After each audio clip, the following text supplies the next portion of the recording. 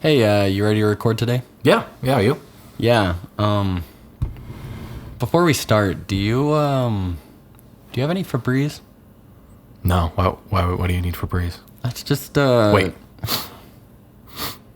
You don't smell bad or anything. No, I was just thinking like if we're gonna be recording here, maybe we should have it at least smelling good.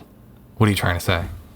Just I don't know, maybe use a little air freshener or something. You think I can afford air fresheners? I deliver pizza. Well, I mean, I don't know. Like, we have one subscriber. Maybe we could use some of that money for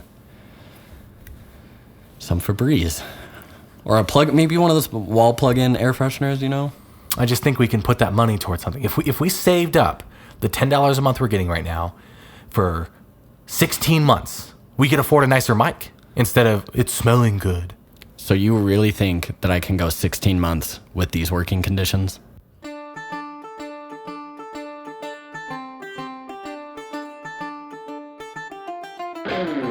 Hello and welcome to the Mike at the Helm podcast. I'm your host, Mike Spencer. And I'm your host, Arza Helm. Arza, you had any weird dreams lately?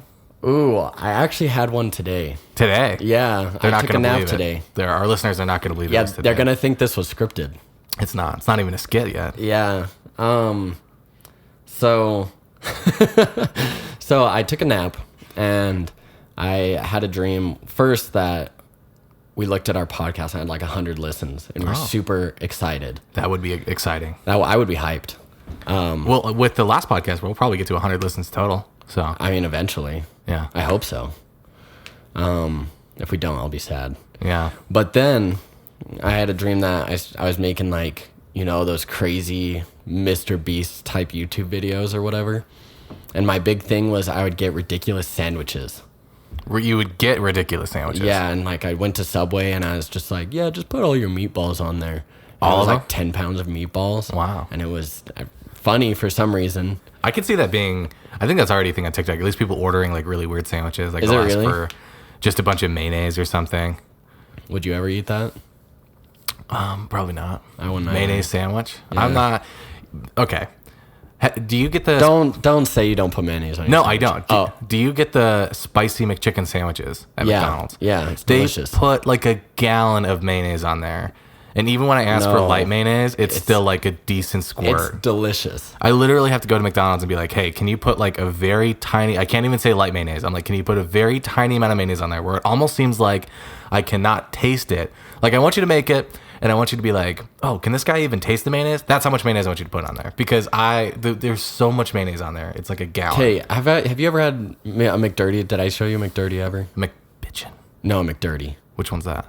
McDirty's different than McBitchin. So McDirty, for those of you at home, just go try this, okay? People sleep on it. They don't think it's that... They think it sounds not good. It doesn't sound appetizing. But it's amazing. Well, it sounds McDirty. fine. So you grab one of those spicy chicken sandwiches, and then you get their barbecue sauce.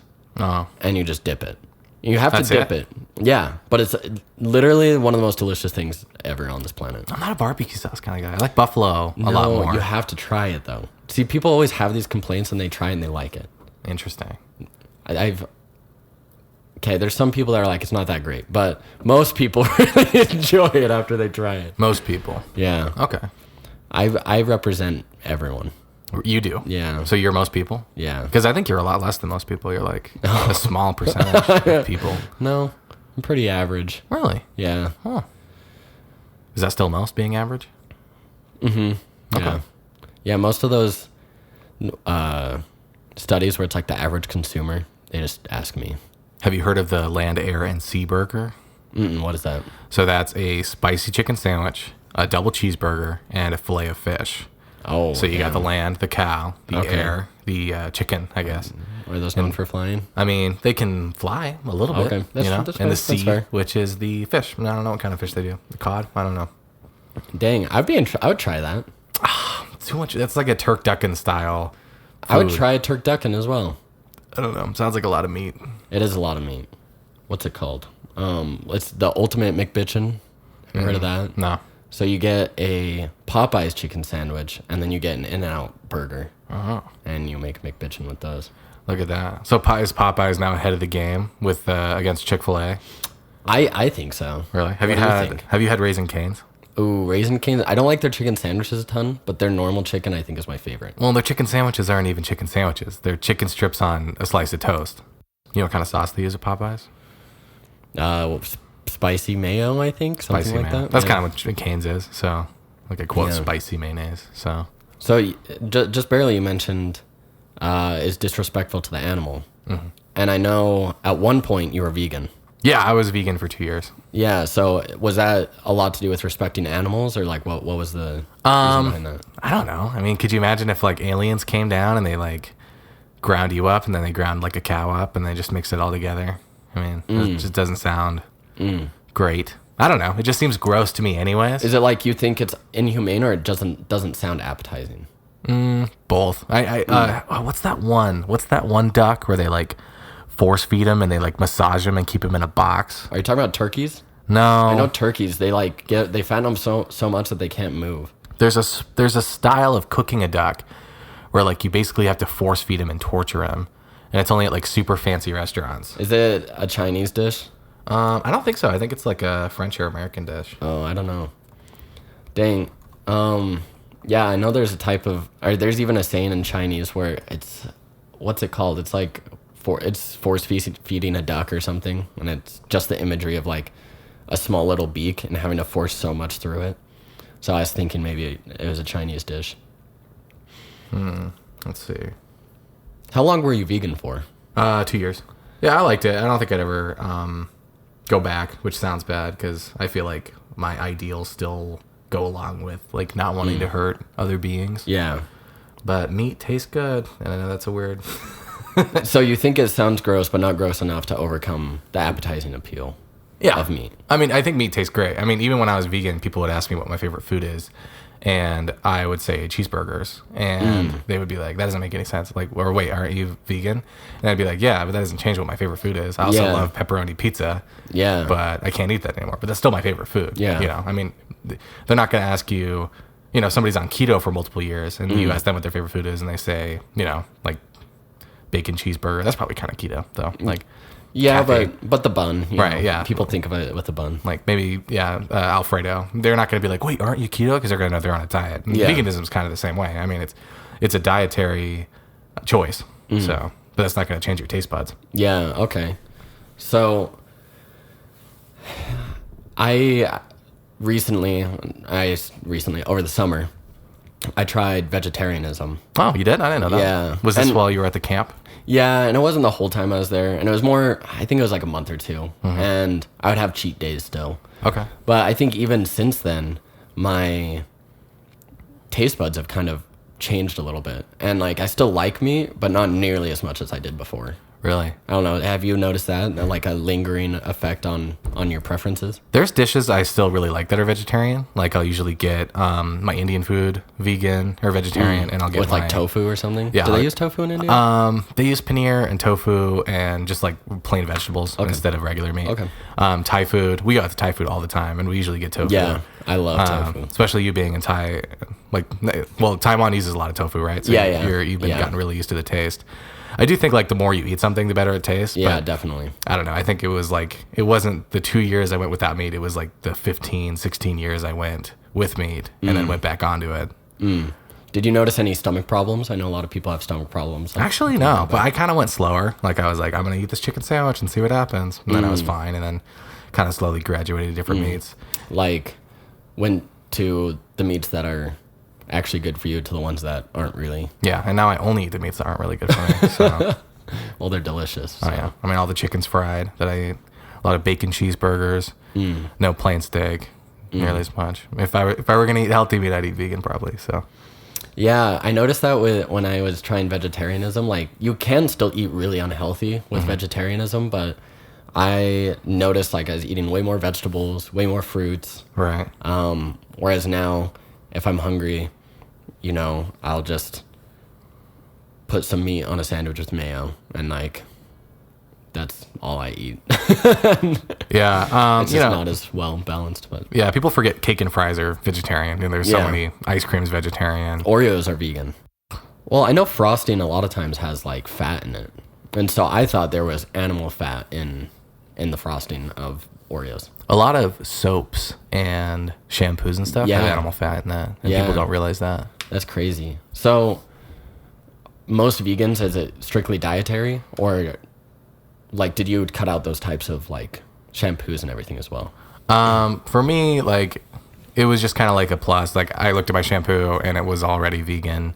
Oh dang! Okay. Yeah, and like I think like I would probably switch. I didn't get rid of any like my leather belts or anything because I thought at that point it's wasteful. Yeah. Okay. But like yeah, I still was like conscious more about because it wasn't just for like dietary reasons. It was ethical, environmental, and I think that's kind of how vegans and veganism transition. Like it starts out with like, oh, I don't want to hurt animals, and then it's more like environmental, and then it's more dietary. Yeah. And usually they all kind of meld together. Yeah. Yeah. People like with the environment thing, that's one reason. Like if there was some sort of like limitation on the amount of meat we could eat or produce or something, like personally I'd be okay with that. Yeah, like a meat tax. There's been talks of that. Yeah, something like that. It's funny because there's actually meat. I don't know if rebates is the correct word, but they make meat cheaper. The government like pays. Oh, farming. subsidies. Yeah, subsidies. They make meat cheaper, and I think that's crazy. I think it's the same thing with cheese and things like that. Yeah. No, it's And they even recommend like don't eat as much meat. Like eat meat sparingly. Yeah. In the FDA and everything like that. Yeah. And it's like if there was a choice for me between like having a steak once every other day or once a week and like helping the environment, like hands down I would take the environment. Really? Personally. I mean, I know I can't speak for everyone, but it's just to me it seems like a no-brainer. For sure. I don't know. So back to dreams. I mean, Arza, I asked you, and you didn't ask me. Well, I didn't finish mine. You cut me off. Oh, okay. Well, why don't you finish yours? So I was making that sandwich. Right. And meatball subs. Hopefully this isn't too racy. If it is, then we can cut it out. Okay. But I woke up and I had what people call morning wood. And I guess that I just have a thing for sandwiches. Really? Yeah. Okay. Meatball subs, you think? Or just really meaty thing? This is why you can't be vegan. This is why you went back to vegetarian.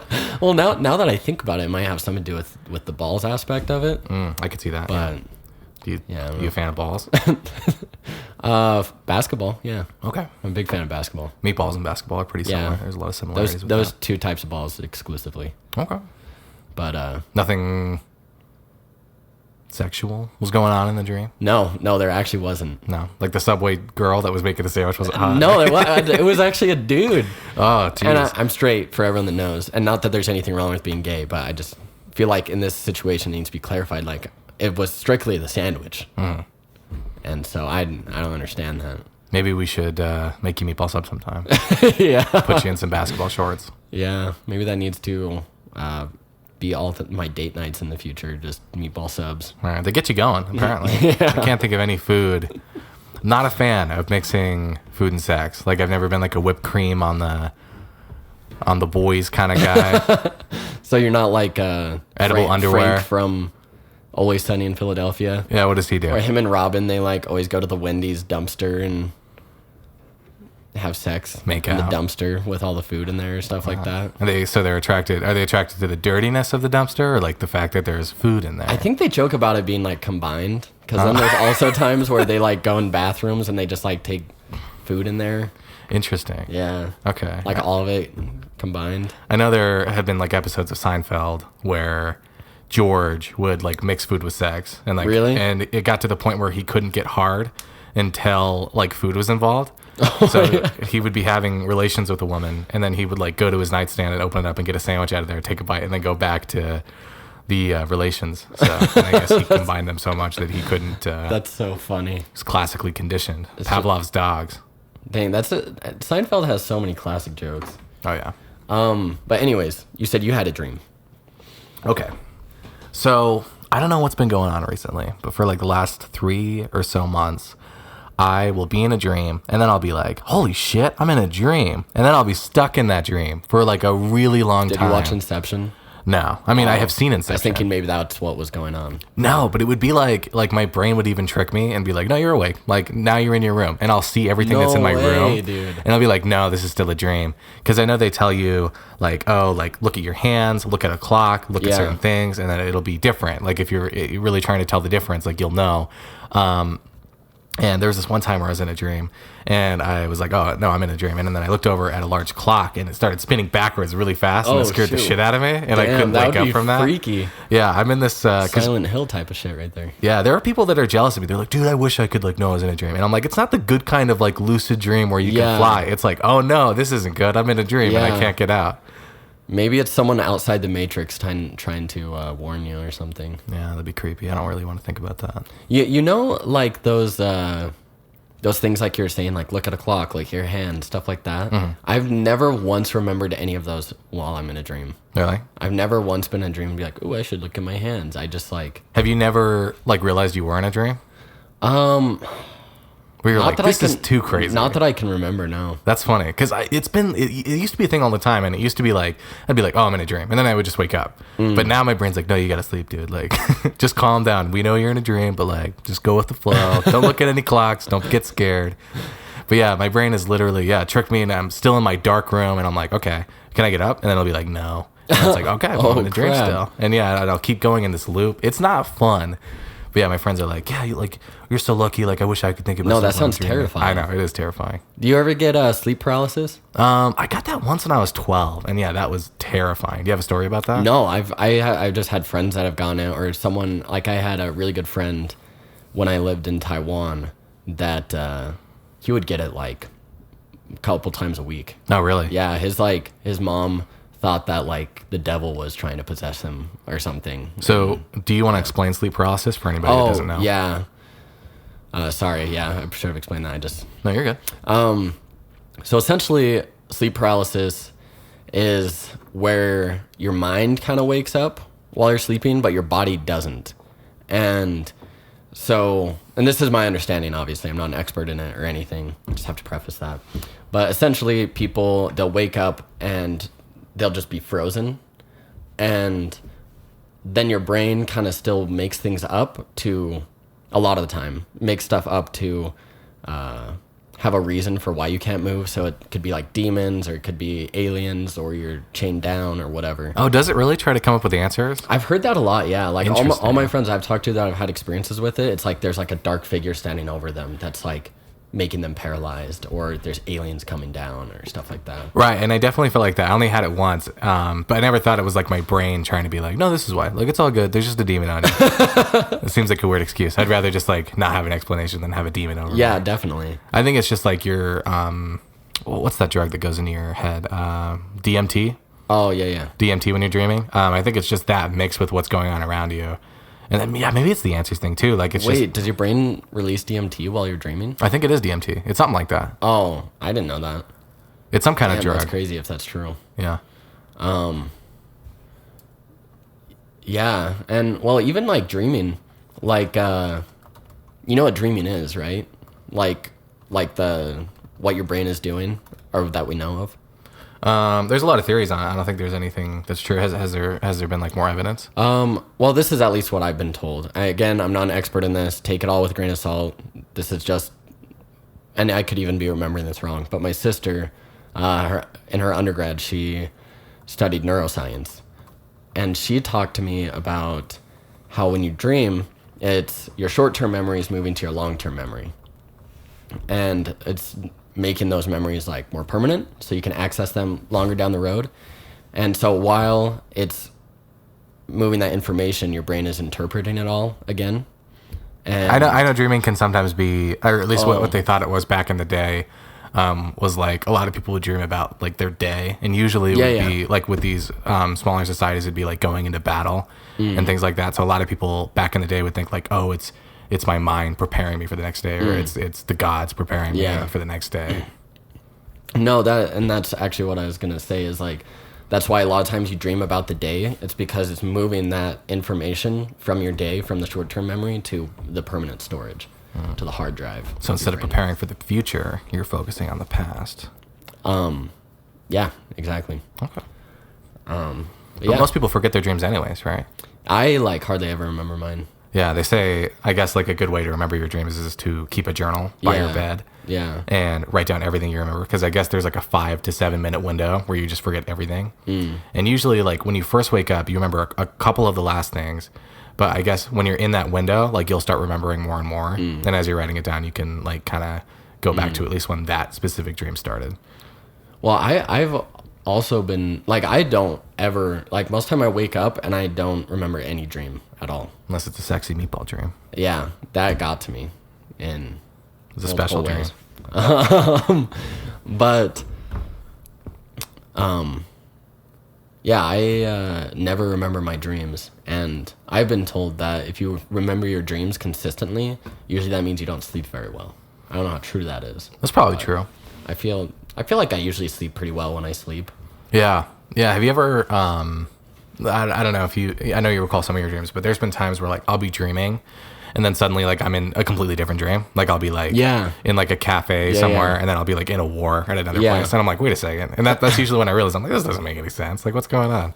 See, my brain is just like, yeah, this makes sense. I guess that's literally what the movie Inception tells you about, right? Yeah. Like it's like everything's all weird, but you know, your brain just figures it out. Your brain's like, it's all good, man.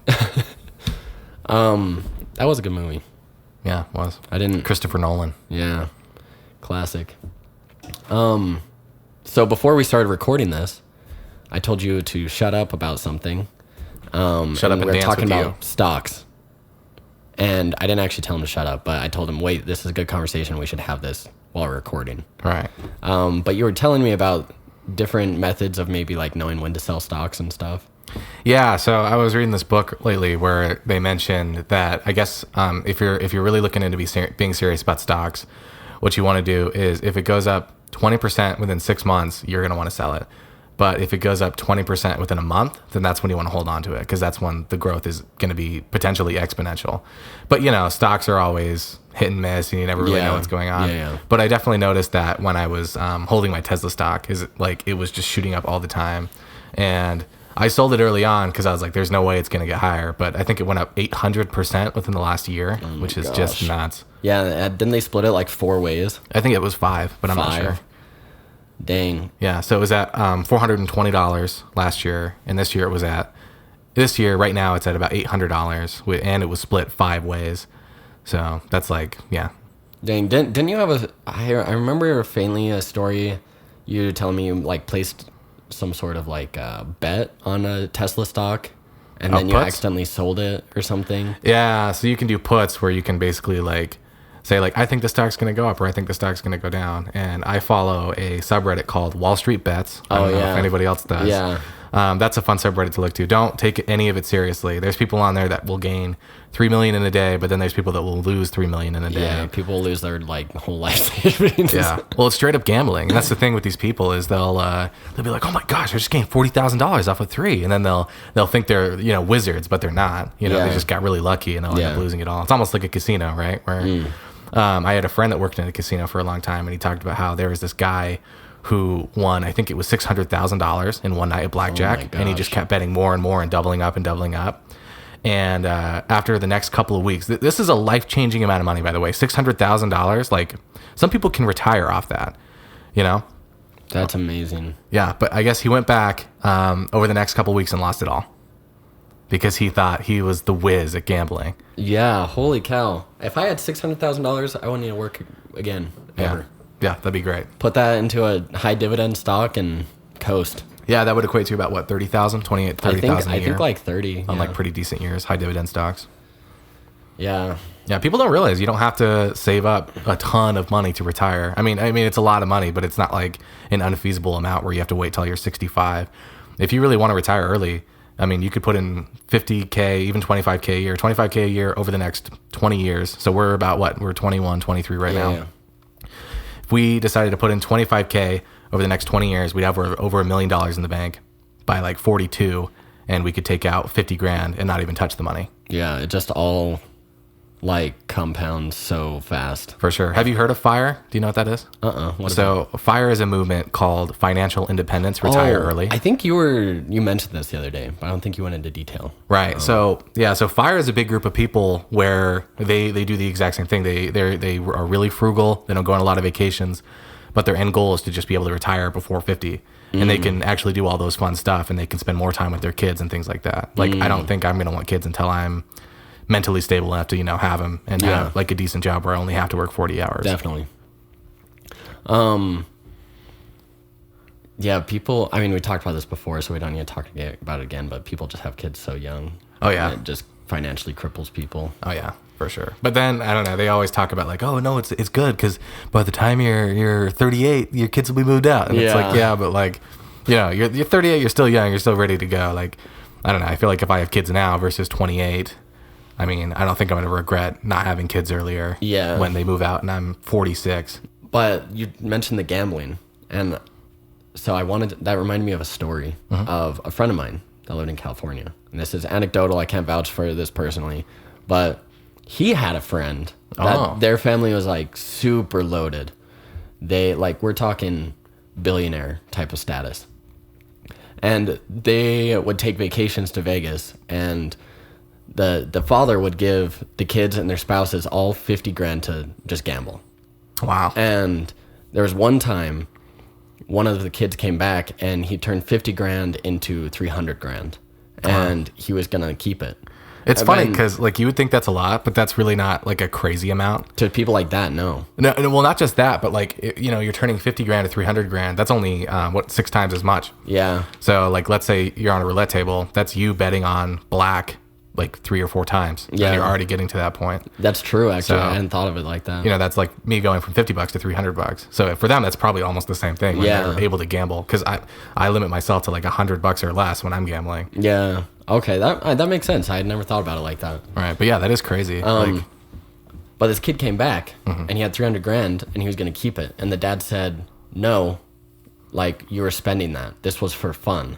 You're not keeping that. And so he made him go back and lose this $300,000. Wow. Well, we had to lose it? Why didn't he just spend on something fun? Why didn't he buy a Ferrari? Or because it was a vacation for gambling. Vacation for gambling. Isn't that crazy, dude? Yeah. Well, I know, to talk about the other friend I had that used to work in the casinos in Vegas, he talked about how there was this one lady who would place $200,000 down on blackjack and roulette and poker and things like that. Not poker, but blackjack and roulette, those one-on-one games. Yeah.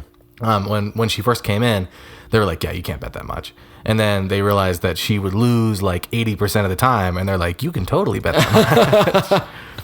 So it's crazy. These rich people that just come in and really don't care about money. I feel like casinos got to make at least 30% of their profits off of people who just don't care at all. People, it blows my mind that people go in just wanting to just lose the money. Yeah. That blows my mind. You can play poker with friends. You don't have to lose any money. I'm not a fan of poker without money. I've never played poker, I'm going to be honest. $10 bit at least. I feel like you got to have some sort of... $10 is doable. Because then you either lose $10 or you gain 50. Yeah, it's not that's bad. true. That's true. And those chips mean something. The championships. Oh, yeah. But another thing that I wanted to talk to you about today, have you ever used Walmart's pickup, that grocery pickup? No. It's amazing. It saves so much time. Yeah, it sounds like you know what it is? Yeah, where you just park your car and they'll put the groceries in your trunk. Yeah.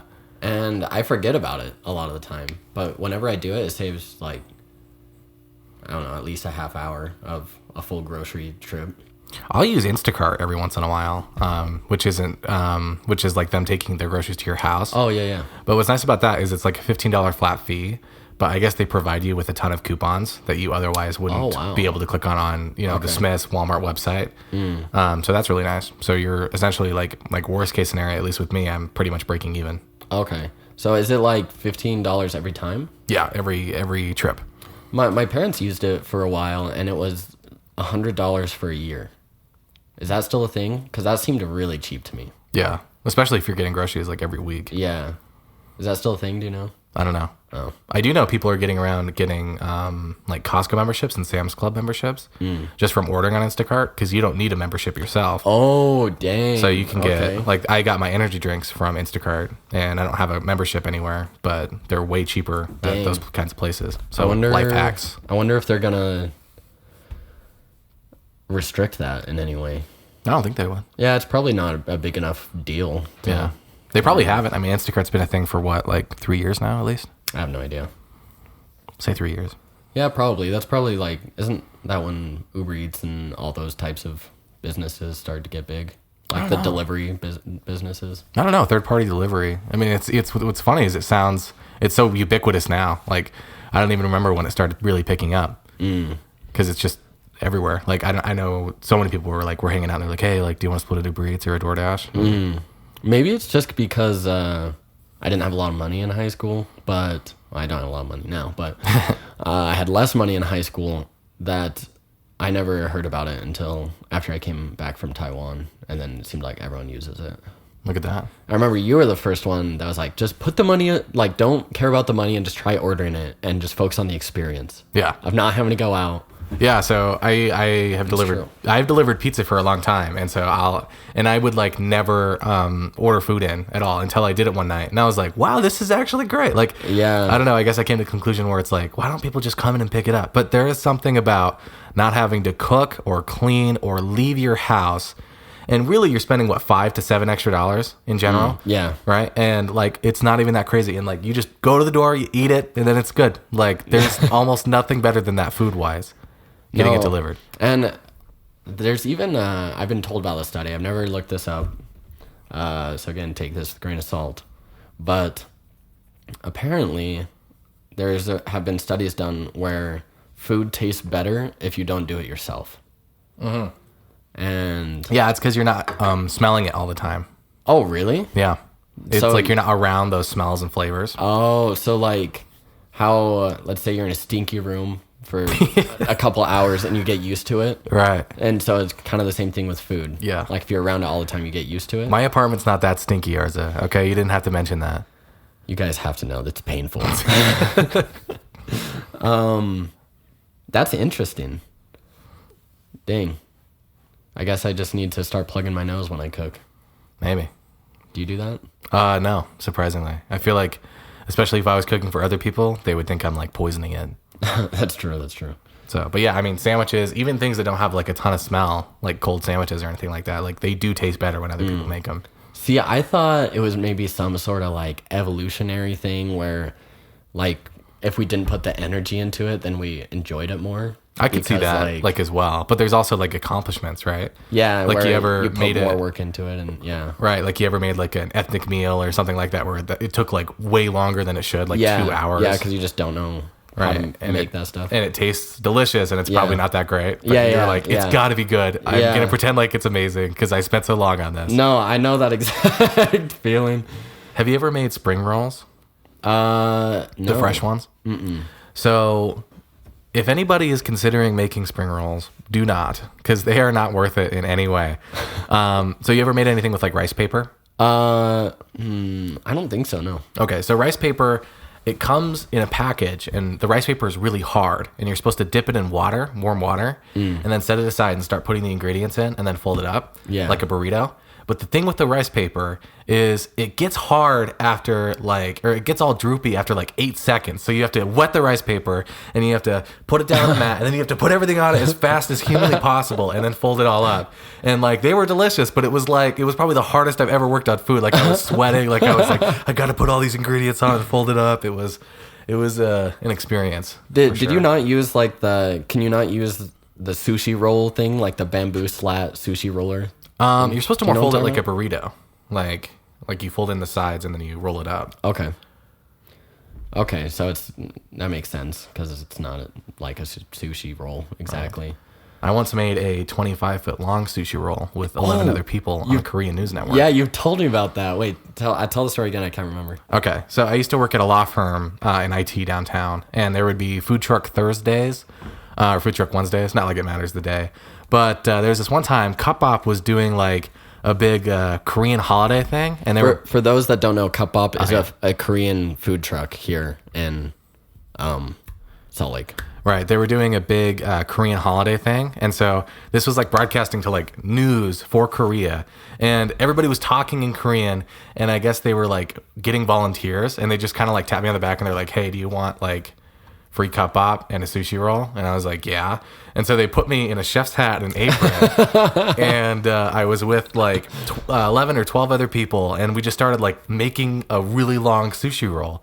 And what's funny is there was this old Asian woman that kept yelling at me because I wasn't making the sushi right. But every time like the commentators would come, they would tell me that I'm making the sushi wrong when the old lady was telling me what was going on.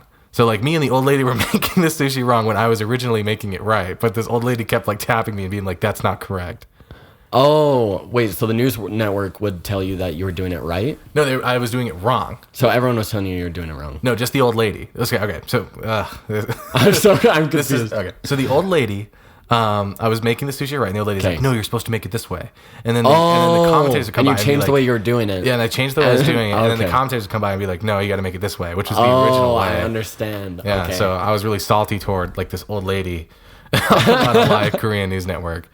So yeah, that was a fun time. Got some free food out of it. I've never seen the video.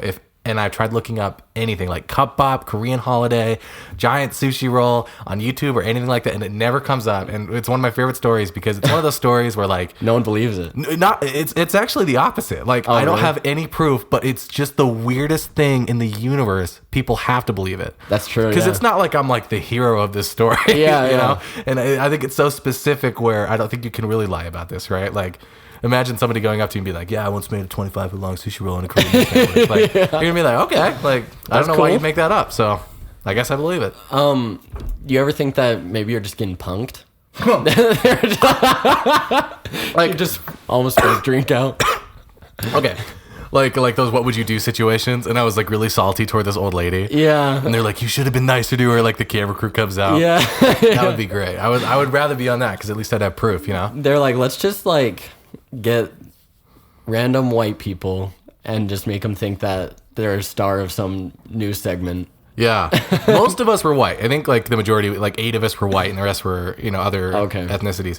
But yeah, like they made us talk in Korean, and I'm sure it was so bad. Like they were like, it was like "Happy Holidays" or whatever the holiday was. They had to say it on national TV, Yeah, yeah. and we all had to say it at the same time, and it was just so off. I can't remember what the exact words were, but yeah, it did not work out well.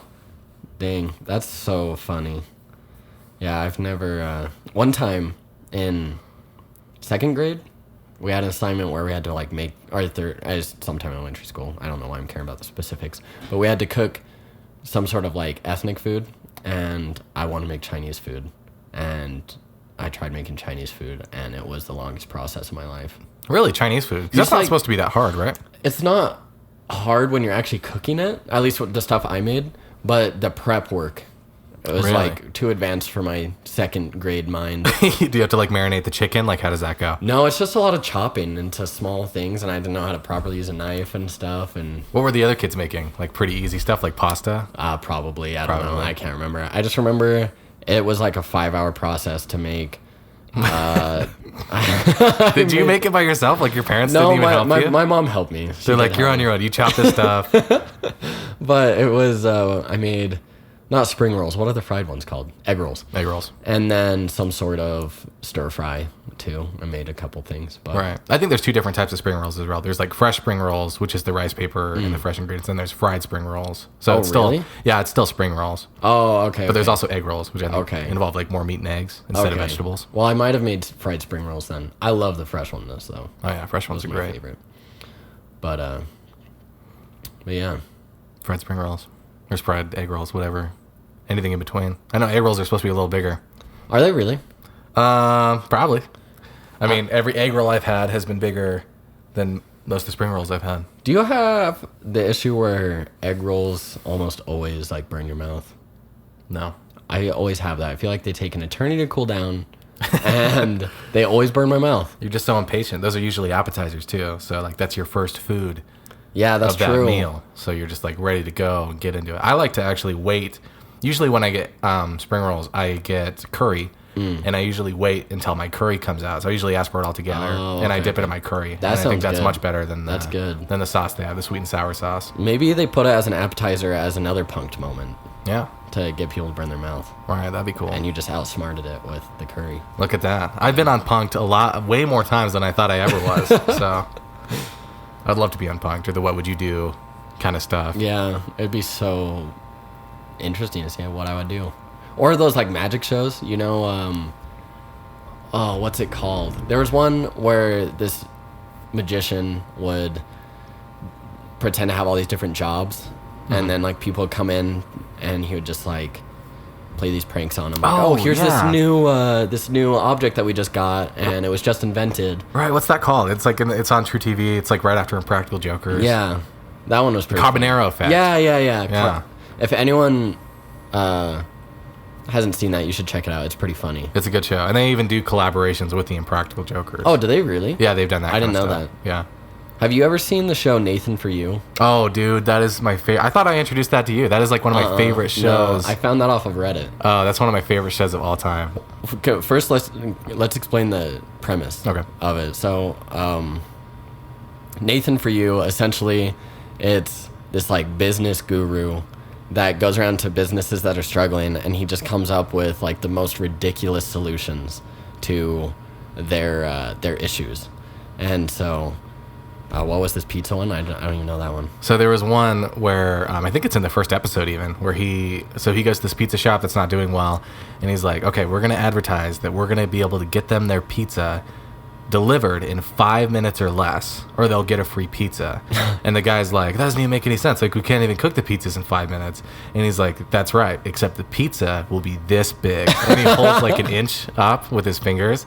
And so they literally buy all these like tiny boxes, and they make these really tiny pizzas with pepperonis on them. And you just give it to them like with the pizza that's late. And all these people were freaking out. They were so mad, which I thought it would be hilarious if I got given that. I mean, I would never expect 5-minute delivery. That's insane. Domino's even got rid of the 30-minute delivery because drivers were dying. Like people, I don't know if people know this, but pizza delivery is one of the top 10 most dangerous jobs in the United States. Just because of car crashes? Car crashes. There's also a lot of robberies that happen to pizza delivery drivers. Oh, damn. Yeah, okay. and like some of these bad neighborhoods and stuff. Like I know pizza delivery drivers that have been robbed multiple times, but they're usually in the more rougher areas than I am. Yeah. I know that I've heard maybe in places like Chicago, pizza places won't deliver once it's dark to certain areas. Oh, for sure. And like even us, like I deliver pizza in a pretty nice area, and there's this like Motel 6 style type of place where it's like, you know, there's a lot of drugs and prostitution. Is it an apartment complex or is it a hotel? It's like one of those extended stay types of places. Okay. But yeah, there's a lot of drugs and prostitution going around down there, and it's always a little sketchy going out there. What's funny is usually they're pretty nice, but you'll get like, I don't know if you've ever experienced like talking to somebody who's on crack. It's pretty freaky because they're shaky. You ever experienced anything like that? They're pretty shaky, and they're jumpy, and you feel like you're gonna get stabbed almost the entire time. It just feels so unpredictable. Oh yeah, no, it's scary, and they almost have like those Tourette's where they like roll their head back and they like move a little. Yeah. And so I don't know. That's always scary to me. It's like a possessed kind of thing. Dang. Yeah, maybe when coming up with like Paranormal Activity or whatever those scary shows are with possessions, maybe they just studied people that were high on a variety of drugs, and that's how they got the movement for people that are possessed. Right. I can see that. Maybe. I don't think Probably so. not. But that'd be cool. Maybe they get them high on drugs, and they're just like, this is what being possessed is, right? They had to get an excuse. Like, it didn't even start out as a possession movie, and then this person got addicted to drugs, and they're like, all right, we're going to turn it into a possession movie. It was actually a rom-com. Romantic It was comedy. meant to be on Hallmark. Oh, yeah. Then all of a sudden, you know, she's lighting the house on fire, and her head's turning around 360 degrees, so they had to change that up a little bit. Actually, one of the theories behind the Salem witch trials is that apparently there's this type of mold that was native to that area that worked as a psychedelic. And so one of the theories is that these people that were burned would ingest this mold and then start to have like visions or whatever. People that were burned? Yeah. Like after they were burned? Or like No. before when they thought that they were witches. Yeah, they would like have these visions and stuff, or be high, and then people would see them acting weird or saying these crazy things and be like, "Oh, they're witches! Burn them!" Really? Because I know it was a lot of women. It was mostly women that had to get burned at the stake, right? Yeah. And people think like the Salem witch trials were huge, but I think that trial specifically, I think it was only like 22 people. Only. Well, I mean, people are like, it's hundreds of women that were burned, and I think that's supposed to be the biggest one by far, those witch trials, and like 22.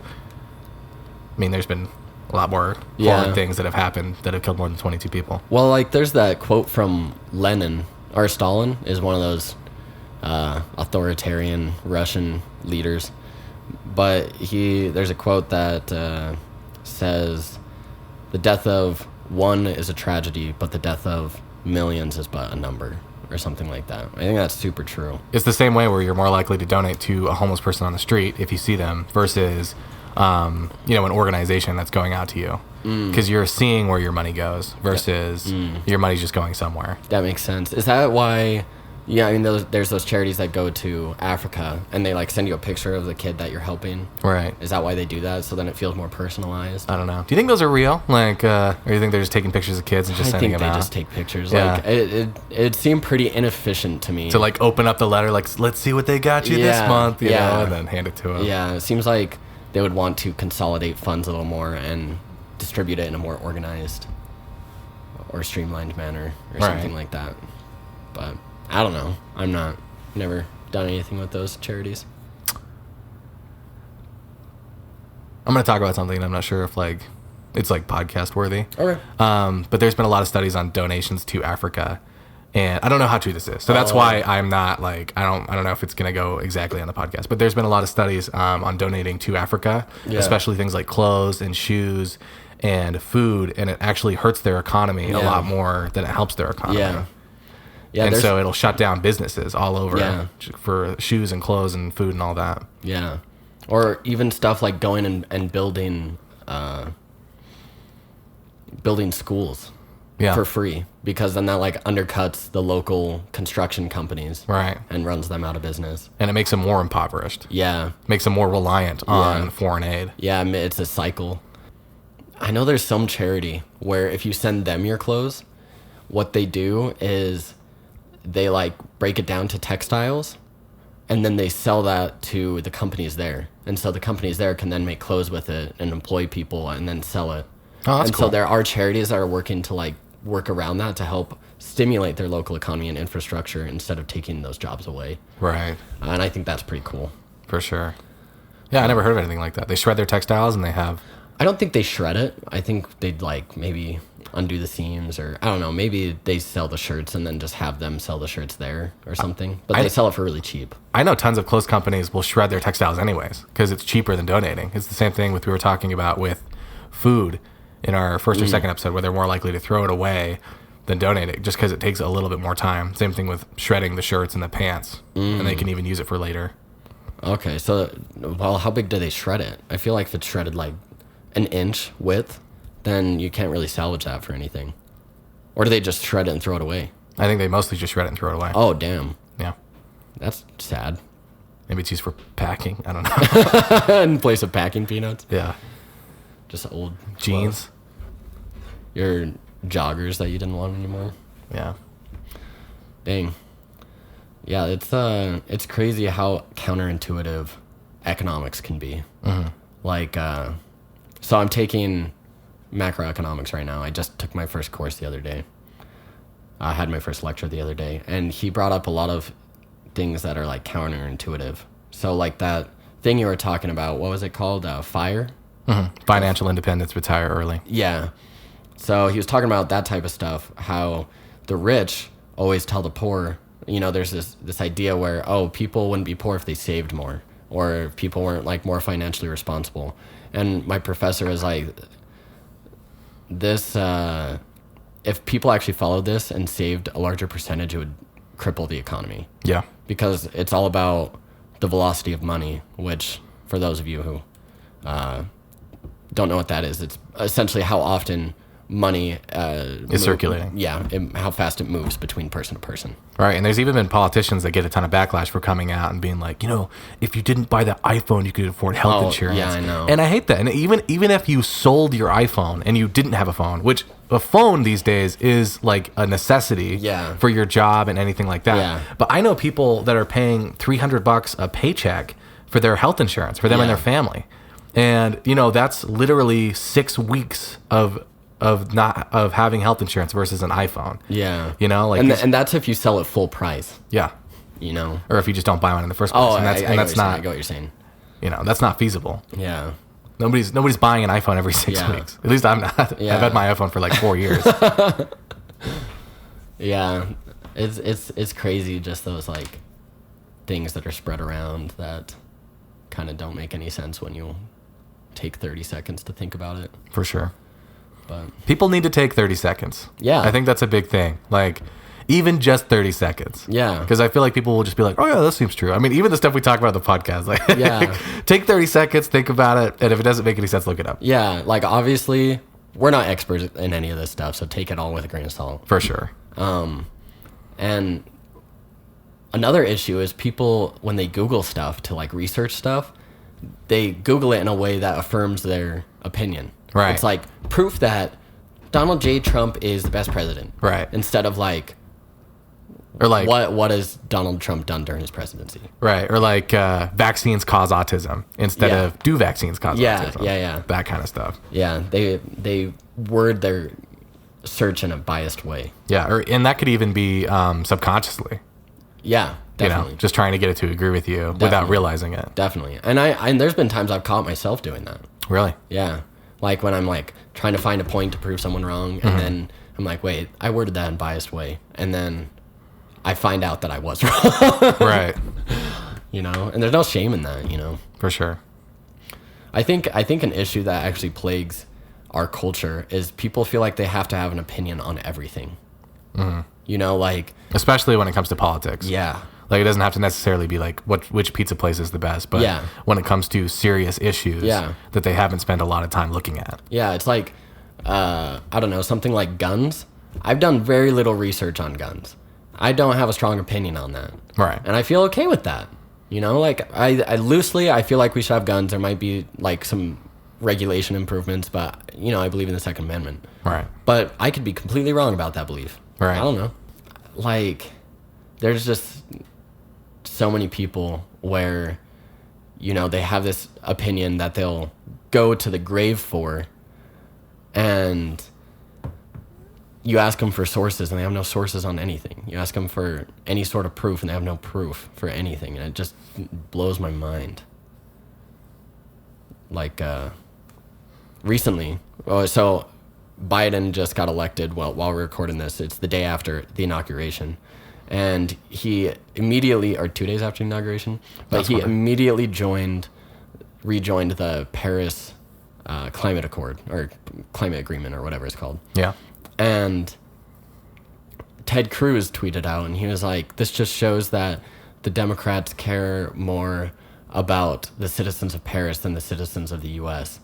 And, there will be people that see that tweet, and they're like, yeah, it is about Paris, but it has nothing to do with the citizens of Paris. No. It has to do with combating climate change, which affects the entire world. No, it's just Paris. Paris is feeling all the after effects of everything. Yeah, and we're going to put a bubble around them, so they're the only ones that will have climate improvement. Simpson style. Yeah. With that dome. Yeah. But it's just like a quick Google search would quickly prove that that's not true. Yeah. And there's a ton of acts where they seem like they're about something completely different. Oh, yeah. Like these bills. Like, seriously, some of these could be named the Cute Puppy Law. Yeah. And it could have nothing to do with cute puppies. I mean, the Patriot Act. The Patriot Act, for sure. What the hell does that have to do with anything? No, seriously. People are like, yeah, no, the Patriot Act. like they treat, like, oh, no, I don't.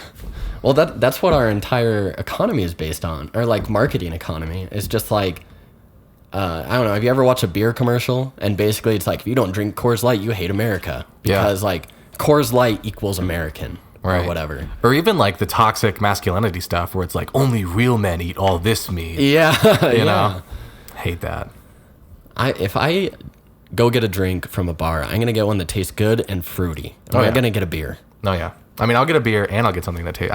I've always joked around. I'm like, give me the girliest thing you have. Give me the umbrella. Give me something super pink. Give me something with a light up ice cube in there. I would love that because they taste great generally. I believe it. I mean, I've never been to a bar. Have you I've really been to a bar, but I've never drank in a bar. Well, we always talk about how we're going to go drink at a bar. We should go drink it. Let's go right now. We haven't. Yeah, we'll bring the mics with us. Bring the computer. Yeah, we're not going to know anybody there. Yeah. Maybe not. I mean, what time? Hey, we could just go interview people there. Oh, yeah. I'm sure all of them would be very interesting. It's an easy place to find alcoholics. Hey, that would be interesting, though. Talk to an alcoholic. What? Talk to an alcoholic? Yeah. Maybe, like, hear about, maybe, like, I don't know. I feel like there's probably a lot of, what's it called? Shaming of alcoholics. Which, like, alcoholism is something, that should be sought to overcome. But, I don't know, like, a lot of people toxicity. Shame, yeah, people shame people of any sort of... addiction. Yeah. Yeah. And so I think it'd be interesting to talk to someone that's maybe an addict or a recovering addict of, like, maybe how that environment didn't help.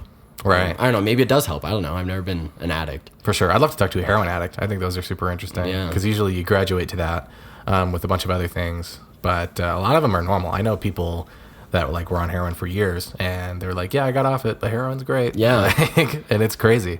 Yeah, I know someone that was addicted to heroin, and they had trouble like finding people to date because people wouldn't want to date or like associate with a ex-addict. For sure. And I understand the concern, but... Right. I mean, they could always go back, especially coke addicts. Yeah. Like people that are addicted to coke or crack cocaine, like it's pretty easy to pick on that back up. Definitely.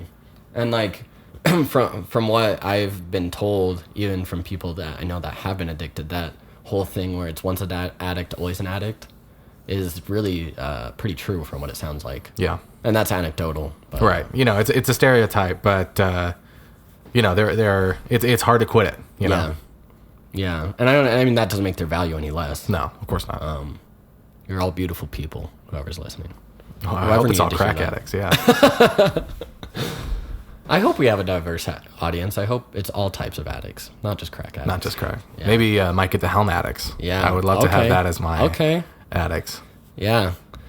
If you need your weekly dose, check us out on Spotify every week. Or whatever platform you're listening to right now. No, only Spotify. Only We're Spotify? hoping they'll sponsor us. Okay. Like Joe Rogan? Yeah. I wasn't paying attention to what you said at That's all. okay. I was thinking about something else. That's okay. I was thinking about how easy it was to stumble on like porn and stuff on TikTok. Is it really? Yeah. I'll stumble across it all the time. It'll be like to get around the guidelines and stuff like that. Like they'll just have like some video playing and then there'll be like a flash of like boobs, like for like less than like a quarter of a second, and then it will go back to the video. What's the point of doing? I have no idea. For those 14-year-olds that don't know how to look it up. And so they're hoping that they'll like favorite that or something because I mean, there's I guess a couple frames of boobs. Yeah, you save the video, download it, and then scroll to the correct boob point. Yeah, I guess I don't spend enough time on TikTok. I've never seen that. Yeah, there's also tons of flashing too, like accidental flashing. What do you mean? Like someone doesn't know they're being recorded or something? Or? No, there'll be like a girl that will like wear a loose top and not realize like something poked out when she was dancing or something like that. Oh, I see. And like those don't get taken off immediately. Those can get millions of views, and TikTok still won't like take it down for a second. Dang. Are they pretty fast though? No, it doesn't seem like it. Like I've seen videos with accidental flashing where it's at like 300,000 likes. But is that like within a couple of hours it gets 300,000? Because I know some TikToks blow up like fast. It's true. Yeah. I mean, I don't know. I haven't looked into how many days like it's taken TikTok to take something down, but I've seen stuff that stayed up for a while. Dang. That's pretty... But I guess even the average person wouldn't recognize like that a flash happened, maybe. Yeah. So maybe like, it gets less reports and things like that because other people also aren't noticing it. But like it could even be 16-year-old girls where it's like, that's not. Yeah, that's not okay. Yeah. You talking about this reminded me of, like those Disney things where Disney put like little sexual things. Stuff. Yeah, I've seen those. I don't know how like correct those are.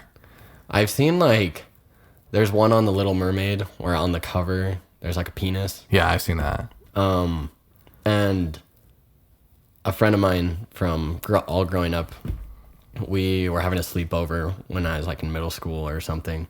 And we saw that on the internet and we're like, is that real? So we went upstairs to where he keeps all his movies. And he asked his mom like, hey, where's the Little Mermaid? And she's like, why? Do you guys want to watch it? And we're like, no, we just want to look at it real fast. She's like, is it for the penis? And she like knew, and she was so mad at us. Oh, that's funny. You just want to see that golden penis that's at the top of the Little Mermaid? But it's totally there. Yeah. Unless if it was really unintentional, which might be true. But I don't think it was unintentional. It looked pretty phallic to me. Yeah. I mean, there's artists everywhere that do like weird stuff like that. But there's been other stuff where it's like there's one where like Simba like rests his arms or something and then dust flies in the air, and then it's like if you look really closely and you ignore some of these little dots but you trace some of these other ones, it spells sex, and it's like that's a little that's a little crazy. It's not like if you didn't trace those in the exact way that it's traced, like you wouldn't be like, oh yeah, that's sex. I know that's sex. Good job, Disney. Good Easter egg. But it's pretty funny too, like going back, even SpongeBob has quite a few adult references. All right. Stuff like that. I think it's pretty funny. Like him wearing the underwear on his head and his nose is poking through it. Oh, I didn't ever think of that one. Oh, really? There's one where he's buried and his nose is coming up. And I think it's like Mr. Krabs, or I don't know who it is, but someone finds him and is like, I sure hope that's your nose, or something like that. Oh, that's funny. Or like, I hope that isn't what I think it is, or it's something like that. It's pretty funny though. There's a lot of adult jokes in kids movies, and it's not always sexual. And I think I've always been a fan of like things like Regular Show or I don't know, Adventure Time. Gravity Falls, Adventure Time. Like they put adult jokes in there, and that's not always like sex jokes, but that's like smart jokes that only older people will get. Yeah. Amazing World of Gumball is big. They talk about a lot of social abnormalities. Not social abnormalities, but like how bad social constructs can be. I don't know if I'm wording that right. But they'll talk about racism and they'll talk about sexism on the show. Really? Yeah. Interesting. Yeah, I've never even watched that show at all. It's a good show. I mean, I don't think it's every episode that they'll, be like, this is a racist construct. But like they'll talk about that quite a bit. Yeah. So thank you for listening to this episode of the Mike at Helm podcast. Again, if you want to find us, if you want to reach out to us, we are on Instagram, we are on TikTok, we have a YouTube channel. If there's anything you want to hear about, you want us to talk about, go ahead and reach out to us. Yeah, any questions, comments, or concerns, please reach us out to @thehelmpodcast. Also, if you know anyone or if you yourself are someone that is interesting, think would be good to have on the podcast, go ahead and reach out about that too. We're always looking for people. We can't find anyone. That's why it's only us so far.